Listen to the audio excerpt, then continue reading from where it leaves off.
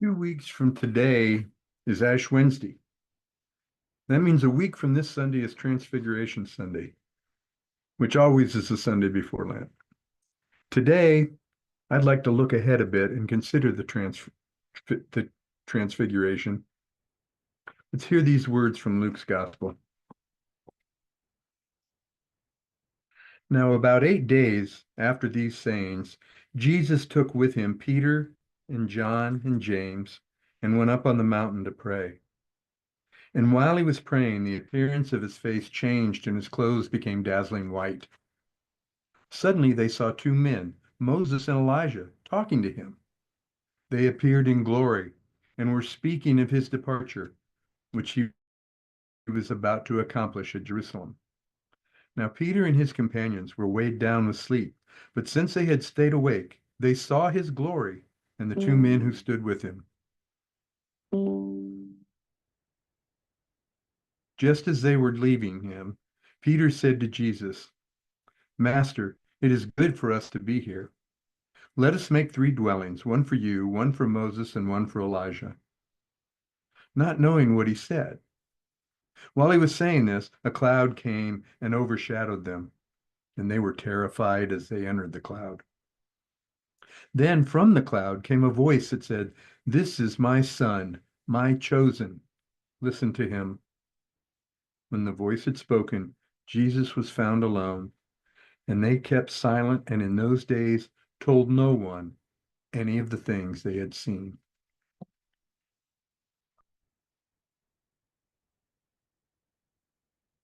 This episode is literally a mountaintop experience for Peter, John, and James. They see Jesus in a new way. He's changed.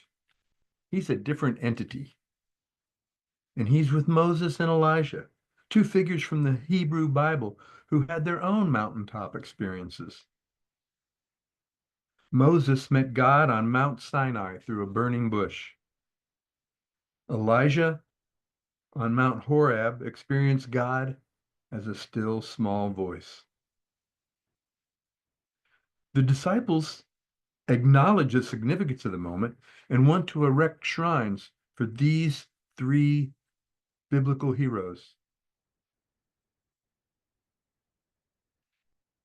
These kind of events in the Bible, they happen on mountaintops.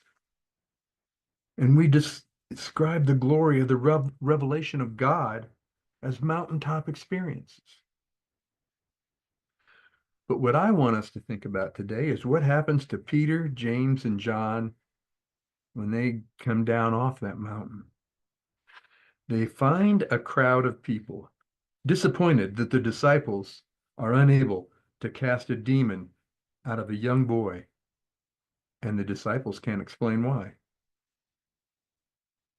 Jesus tells them it's because they have little faith.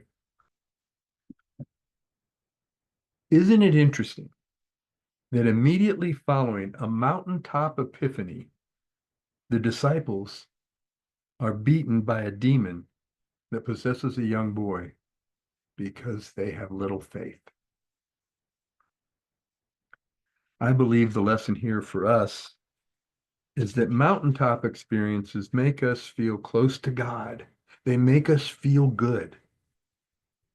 We are never more sure that God is with us than when we're basking in the glow of our revelation on the mountaintop. But what value is it if we can't share it with others when we've come off the mountain and are once again walking through the valley?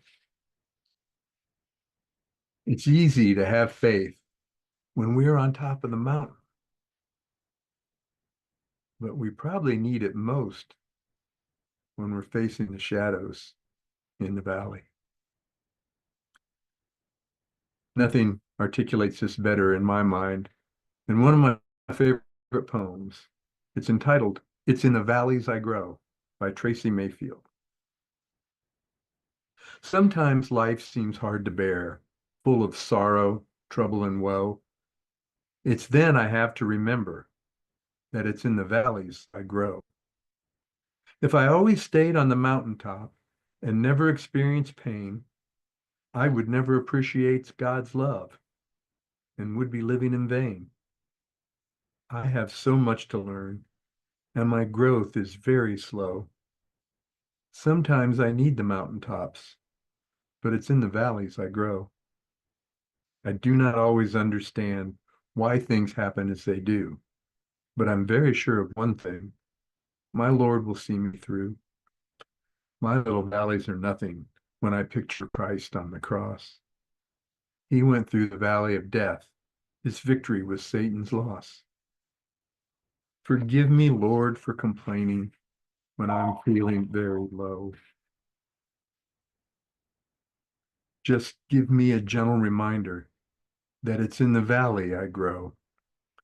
Continue to strengthen me, Lord, and use my life each day to share your love with others and help them find their way. Thank you for the valleys, Lord. For this one thing I know, the mountaintops are glorious, but it's in the valleys I grow. Please pray with me.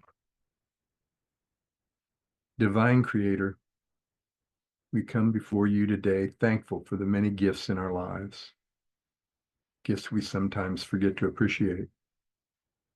We come asking forgiveness for the times we selfishly neglected to share our gifts with others.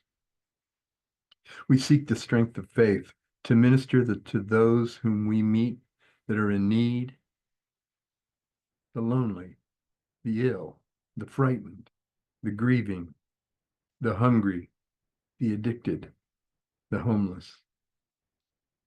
Help us to respond to the inspiration you've placed in us by being your presence in their lives. Make us ambassadors of your Son, Jesus, our Christ, to everyone we meet.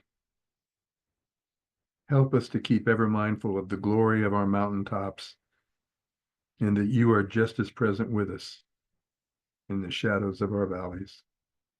Amen. Peace be with you.